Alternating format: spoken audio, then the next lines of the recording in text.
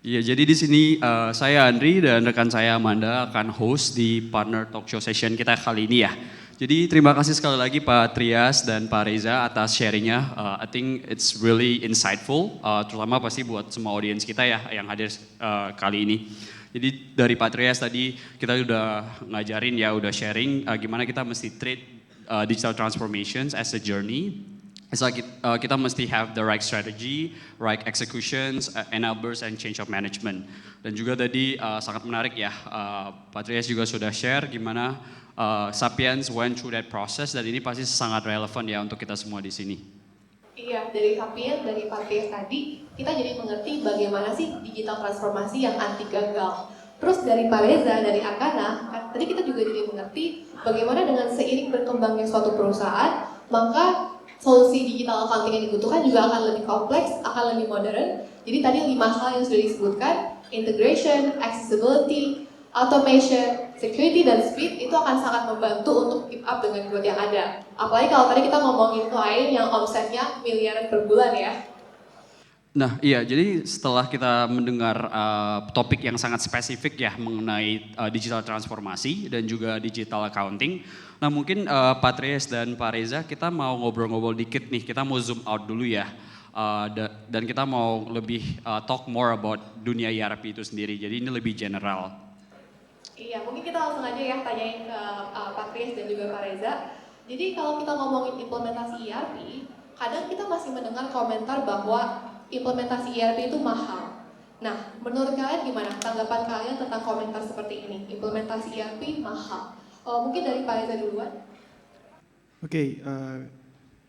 Oke, terima kasih Amanda dan Mas Andri. Basically, saya akan tanya balik ya, kira-kira definisi mahal itu apa gitu ya. Karena memang contoh kita akan pakai case study kalau kita ngomongin barang yang kita lihat sekitar kita aja ya. Kita ngomongin, maaf saya sebut merek ya, tapi yang kita sepakati mahal. Yaitu let's say Toyota Alphard tahun 2022 gitu ya. Itu kalau saya nggak lihat, katakanlah ada teman kita, BU gitu ya, butuh uang, jual barang itu ke kita seharga 500 juta. Kira-kira Mas Andri mau ngambil nggak barang Toyota Alphard paling baru tuh dia jual sama dia 500 juta gitu.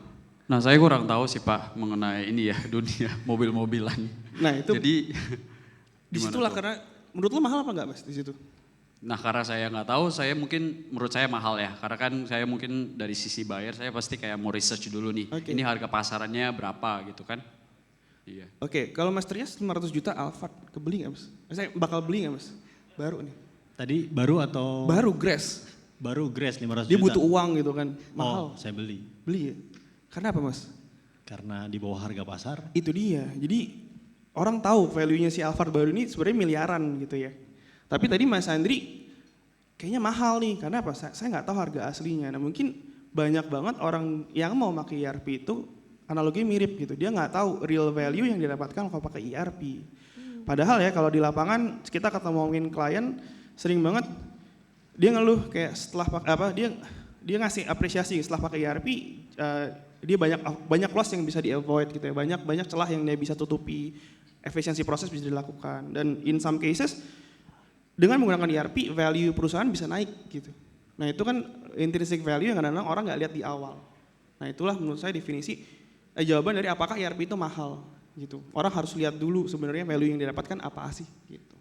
Saya sangat setuju sih dengan poinnya Pak Reza, kalau tiap orang tuh bisa berbeda ya. Apakah itu mahal, apakah itu murah, tergantung apakah mereka bisa melihat value dari hal tersebut ya. Apalagi kalau kita sebagai buyers, kalau kita nggak tahu apa value-nya, kita mungkin nggak bakal punya intent untuk purchase ya. Mungkin dari Patrias ada yang mau ditambahin? Kalau udah saya lihat dari sisi, oke, setuju bahwa value-nya ya yang emang dilihat. Value dari sebuah sistem tersebut, cuman kembali ke tadi yang saya sempat presentasikan bahwa kita mesti tahu mengapa kita butuh itu gitu. Itu dulu kan. Ketika kita butuh suatu sistem tools, ketika kita butuh suatu mobil, kita tahu dulu kita sebenarnya butuhnya seperti apa sih. Sehingga kita bisa hitung gitu ya bahwa ini kebutuhannya, kemudian sebelum kita memilih sesuatu itu impactnya seperti apa. Yang paling penting adalah impact setelah kita membeli sebuah barang tersebut. Apakah kita bisa mendapatkan sesuatu yang lebih dari apa yang kita bayarkan Dan ada angle-angle lain yang bisa kita lihat gitu ya. Jadi sebenarnya setuju value-nya sama impact-nya. Gitu. Betul, jadi istilahnya kita sebagai buyer juga mesti lihat value proposisi apa yang ditawarkan gitu ya Pak. Betul. Jadi kalau memang kita lagi butuh ya pasti ujungnya kita juga mesti beli gitu kan. Dan apakah memang itu akan impactful untuk bisnis kita atau tidak, seperti itu. Ya, terima kasih Pak.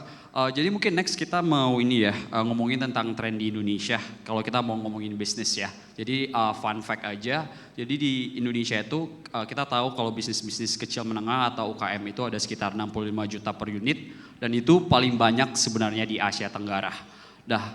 My next question itu kalau misalkan ya menurut Bapak Trias dan Pak Reza, kapan sih waktu yang tepat ya untuk mereka itu mulai start implementasi atau switch to ERP? Karena kita juga sering dengar nih dari prospek-prospek kita kan mereka nggak terlalu, oh Pak ini perusahaan saya kayaknya nggak masih ini deh, belum perlu ERP nih, belum perlu sistem nih.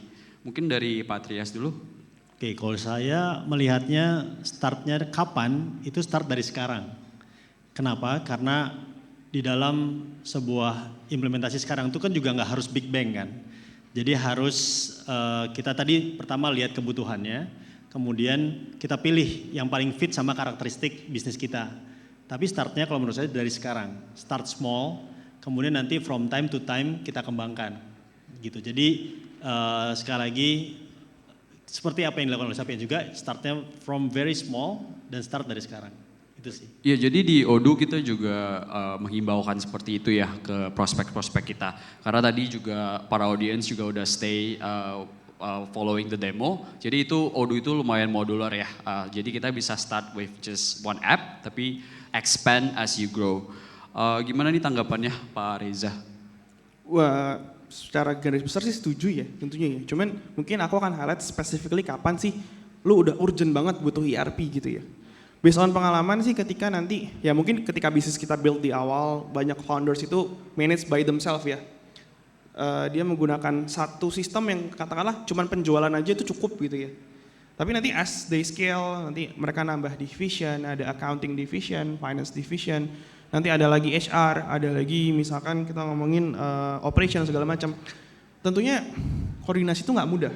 Nah, di titik itu koordinasi itu paling enak pakai sistem gitu ya. Kita tidak harus meet. Memang meet itu ada kelebihan sendiri, tapi paling cepat gitu ya. Kita masing-masing input di sistemnya masing-masing gitu ya. Sehingga akhirnya di situ kerasa akhirnya kita masih bisa komunikasi nih walaupun kita tidak directly ketemu. Nah, disitulah menurut saya ketika teman-teman udah mulai expanding, tadi udah mulai masing-masing division udah dipegang orang-orang masing-masing, udah bisa jadi beda tempat gitu ya. Itu udah wajib banget sih pakai ERP menurutku gitu. Jadi memang kalau nantinya sumber dayanya udah berkembang, udah semakin banyak divisi, bahkan mungkin udah PIC masing-masing, maka itu udah saat yang tepat ya untuk punya ERP untuk bisa bantu kelola sistemnya lebih baik ya. Oke, mungkin kalau kita ngomongin solusi digital, kita kan masih melihat nih ada beberapa standalone apps, jadi aplikasi-aplikasi yang hanya untuk fungsi spesifik. Tapi kita juga melihat ada opsi untuk aplikasi-aplikasi yang udah lebih lengkap dan sudah terintegrasi. Jadi menurut kalian, yang mana sih sebenarnya yang lebih cocok untuk bisnis? Mungkin dari Pak Reza dulu. Oke, thank you Mbak Amanda. Ya, simply kalau aku ngeliatnya bisnis itu equal to targetnya bisa profit ya. Sementara kalau equation sederhananya profit itu sama dengan revenue kurang cost gitu ya. Nah, coba kita bagi dua dulu sedikit. Ketika sebuah bisnis itu di fase awal biasanya mereka akan sangat-sangat terfokus untuk memperbesar revenue.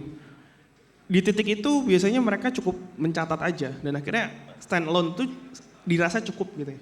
Nah, tapi jangan lupa ketika dia semakin besar, saya yakin dia akan ada state di mana dia akan butuh untuk mengefisiensikan cost. Supaya apa? Supaya profitnya makin besar. Jadi nggak beriringan penaikan profit itu penaikan revenue tidak diiringi juga dengan kenaikan dari cost gitu ya. Nah, untuk efisiensi cost tadi itu menurut saya the best way adalah salah satunya kita mulai monitor masing-masing sistem dengan detail dan the tools adalah ERP itu sendiri sih. Gitu. Jadi memang pasti akan ada saat di mana mereka di level yang standalone apps udah nggak bisa bantu lagi ya, udah harus go with solution yang lebih banyak ya, lebih lengkap ya. Iya. Mungkin dari Pak Trias gimana? Setuju. Jadi yang tadi saya sampaikan bahwa start from small, mungkin hanya one single apps. Tapi along the way kan bisa di-improve from time to time gitu ya. Jadi pilihlah sesuatu yang memang bisa scalable, bisa di-improve from time to time. Seperti tadi disampaikan bahwa Sapiens pun begitu. Mulai dari finance dulu, kemudian nanti bisa berkembang ke yang lainnya. Jadi satu hal yang mungkin mau saya tambahkan adalah mengenai integration point. Nah, integration point apabila tidak di dalam satu framework yang pasti akan lebih mahal dan juga lebih kompleks dari segi teknisnya gitu. Jadi memang apabila kita punya satu framework aplikasi yang bisa all in, nah itu akan menjadi sangat beneficial untuk kita gitu. Baik Pak, iya jadi mungkin kita shift pertanyaannya ke Odoo ya, lebih seputaran Odoo. Karena juga dengar-dengar akhir-akhir ini Sapiens attended our OXP event ya di Belgium. Jadi buat FYI aja OXP event itu atau Odoo Experience adalah one of our biggest event yang kita biasanya adain tiap tahunnya. Jadi seperti Odoo Days Indonesia ini sih, di mana kita ada talk show juga, sharing, training, networking, tapi skalanya itu lebih besar. Jadi mungkin Pak Trias bisa share nih gimana nih pengalamannya join OXP event kita di Belgium waktu itu.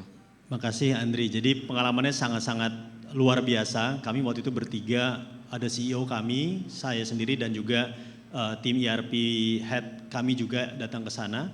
Itu di sana sangat-sangat besar skalanya, semua Europe ikutan di sana. Dan yang menarik adalah ada sekitar 237 talks selama 3 hari. Nah kita membagi itu, kita bertiga kita bagi-bagi bahwa waktu itu Pak Said CEO kami mau kemana, saya mau kemana, Lizel mau kemana. Sampai akhirnya kita hitung-hitung kita bisa sampai 200 talks. Wow. Nah itu sangat luar biasa dan kita mendapatkan banyak ilmu, banyak networking dan Odoo saya melihat di sana itu luar biasa perkembangannya. Bahkan tadi sempat lihat ya bahwa ada website builder, ada dashboard yang bisa dibilang bisa diintegrasikan dengan Odoo Docs. Itu luar biasa sih. Jadi saya sangat beruntung bisa ada di sana dan kami pun mendapatkan kesempatan untuk bisa mengisi acara di sana. Satu talk show kami berkontribusi di sana. Jadi pengalamannya tidak terlupakan. Wah keren ya Pak. Jadi kemungkinan tahun depan kita bisa Sapiens bisa attend lagi ya sama-sama kita nih. Tidak hanya Sapiens, mungkin Arkana iya, dan teman-teman juga ntar semua kita rame-rame ke sana. Betul. Kita janjian di sana ya. Ya. Oke. Siap. Nah, tadi kita udah ngomongin international event ya, Odoo XP kita. Mungkin kita shift dulu ke local event.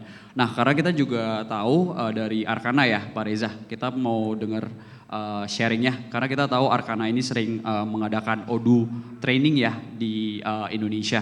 Jadi mungkin Bapak bisa share sedikit nih asal mulanya itu bagaimana dan tujuannya itu untuk apa sebenarnya? Ya, terima kasih Mas Andri. Jadi basically Arkana Training itu awalnya memang dibuat untuk komunitas ya, komunitas Odoo di Indonesia. Dan ternyata alhamdulillah responnya sangat positif ya. Jadi saya pinjam kata-kata Mas Yara, kita start small dulu ya dengan lingkungan yang kita ada di sekitar kita waktu itu ya dari komunitas Odoo. Karena memang Arkana itu juga dulu dibentuk dengan komunitas Odoo Mas. Jadi teman-teman kita ketemunya di komunitas Odoo gitu ya. Lalu pelan-pelan dalam 4 tahun kita udah achieve 50 batches ya. 50, jadi per tahun lebih dari 10 batch, which is kita sangat bangga ya, alhamdulillah. Itu achievement juga. Dan memang kita lihatnya itu adalah salah satu cara kita, cara konkret Arkana untuk berkontribusi at least ke komunitas Odoo dan ke Odoo-nya itu sendiri gitu. Karena memang alhamdulillah lulusannya tuh warna-warni ya, ada yang klien kita sendiri gitu ya. Baik sebelumnya sudah jadi klien atau akhirnya jadi klien kita. Ada yang itu adalah bahkan partner-partner yang lain tuh ada juga yang training di Arkana gitu ya. Terus yang ketiga itu yang paling unik tuh ada salah satu lulusan kita itu terinspirasi untuk akhirnya bikin vendor Odoo sendiri gitu. Jadi kita amazed juga bagaimana training itu tadinya memang kita buat spesifik, ternyata lama-lama kebutuhannya kita buat general, lama-lamanya kebutuhannya tuh makin spesifik dan akhirnya timbul orang-orang yang memang masuk tuh emang gue pengen berkarya nih di Odoo gitu kan. Nah itu sangat-sangat mengharukan buat kami gitu ya.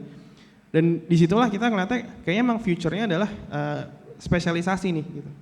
Kayak kedepannya insya Allah kita beraspirasi untuk gimana caranya kita bikin training-training yang lebih spesifik, yang lebih tepat guna juga buat industri gitu ya. Kita ngomong general dan akhirnya lebih banyak industri atau section-section yang bisa kita sentuh dengan training-training kita, kurang lebih seperti itu.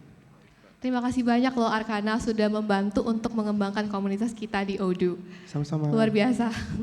Ya, jadi mungkin kita juga pengen dengar tentang future plans ya. Jadi apakah ada exciting plans dari Arkana dan juga Sapiens untuk 2023 mendatang?